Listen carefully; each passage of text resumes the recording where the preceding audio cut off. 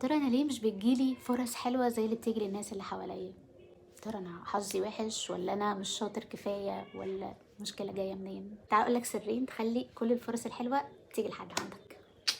السر الاولاني ودي المفاجاه، ان انت فعلا بيجيلك فرص كتير قوي حلوه، بس المشكله ان هي دايما بتيجي تلاقيك مش ريدي ليها. يعني مثلا يجيلك فرصه شغل حلوه قوي، بس المشكله ان هما طالبين ليفل معين في الانجليش، والليفل ده للاسف مش عندك.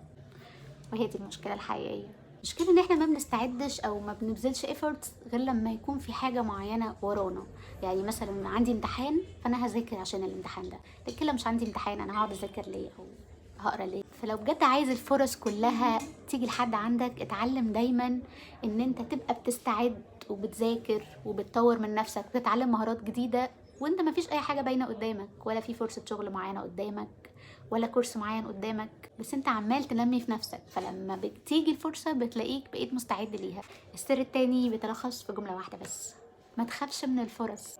ايوه بجد احنا ساعات بتجيلنا فرص بس بنترعب، بنحس انه معقولة فرصة كبيرة زي دي تجيلي؟ معقولة أنا أتقبل في شغل زي ده؟ معقولة أنا أتقبل في منحة كبيرة زي دي؟ بنخاف جدا، بنفقد الثقة إن احنا نقدر نحقق حاجة زي دي.